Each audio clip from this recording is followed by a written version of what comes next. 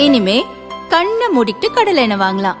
ஏன்னா மந்த்ரா கடலை எண்ணெய் இதயத்தின் தயாரிப்பு. வறுக்க பொரிக்க ஏன் எல்லா சமையலுக்கும் மந்த்ரா தான். மந்த்ரா கடலை எண்ணெய், அபார ருசி, ஆரோக்கியமான உடல் நலம்.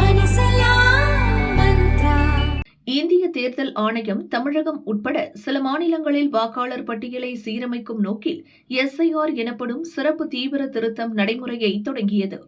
இதில் பல இடங்களில் முரண்பாடு இருப்பதாக கூறி கோடிக்கணக்கான வாக்காளர்களுக்கு நோட்டீஸ் அனுப்பப்பட்டது.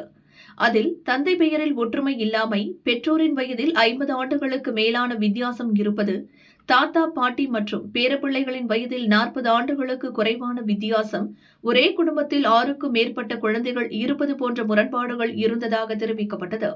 இதை எதிர்த்து திமுக சார்பில் RS பாரதி சுப்ரீம் கோர்ட்டில் மனு தாக்கல் செய்தார். இந்த வழக்கு சுப்ரீம் கோர்ட் தலைமை நீதிபதி சூரியகாந்த் மற்றும் நீதிபதி ஜோய் மாலியா பாக்சி ஆகியோர் அடங்கிய அமர்வில் விசாரணைக்கு வந்தது. திமுக சார்பில் ஆஜரான மூத்த வக்கீல் கபில் சிபல், தேர்தல் ஆணையத்தின் SIR நடவடிக்கையானது மறைமுகமான NRC போன்றது. இதனால் லட்சக்கணக்கான வாக்காளர்களின் உரிமை பறிபோகும் அபாயம் உள்ளது என வாதிட்டார். இருதரப்பு வாதங்களையும் கேட்ட நீதிபதிகள் அமர்வு தீர்ப்பை தேதி குறிப்பிடாமல் ஒத்திவைத்துள்ளது.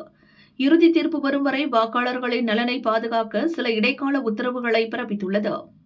அதன்படி வாக்காளர் பட்டியலில் முரண்பாடுகள் உள்ளதாக கண்டறியப்பட்டவர்களின் பெயர்களை அந்தந்த கிராம பஞ்சாயத்து அலுவலகங்கள், தாலுகா அலுவலகங்கள் மற்றும் நகர்ப்புற வார்டு அலுவலகங்களில் பொது பார்வைக்கு வைக்க வேண்டும். இந்த பட்டியலில் உள்ளவர்கள் தங்களின் ஆவணங்களை சமர்ப்பிக்க அல்லது ஆட்சேபனைகளை தெரிவிக்க பட்டியல் வெளியிடப்பட்ட தேதியிலிருந்து 10 நாட்கள் கால அவகாசம் வழங்கப்பட வேண்டும். பொதுமக்கள் சிரமமின்றி ஆவணங்களை சமர்ப்பிக்க துணை பிரிவு அல்லது வட்டார அளவிலான அலுவலகங்களில் இதற்கான வசதிகளை செய்ய வேண்டும். இந்த சிறப்பு திருத்த பணிகளை தடையின்றி நடத்த அனைத்து மாவட்ட கலெக்டர்களுக்கும் கூடுதல் பணியாளர்களை நியமிக்க வேண்டும். சரிபார்ப்பு பணிகளின் போது எவ்வித இடையூறும் ஏற்படாமல் இருக்க போலீஸ் பாதுகாப்பு வழங்க வேண்டும் என அதில் கூறப்பட்டுள்ளது. இந்த உத்தரவின் மூலம் வாக்காளர் பட்டியலில் பெயர் விடுபட்டவர்கள் அல்லது குளறுபடிகளால் பாதிக்கப்பட்டவர்கள் தங்களது உரிமையை நிலைநாட்ட கூடுதல் வாய்ப்பு கிடைத்துள்ளது. இதற்கான காலக்கெடுவை நீட்டிக்கவும் தேர்தல் ஆணையம் ஆலோசித்து வருகிறது.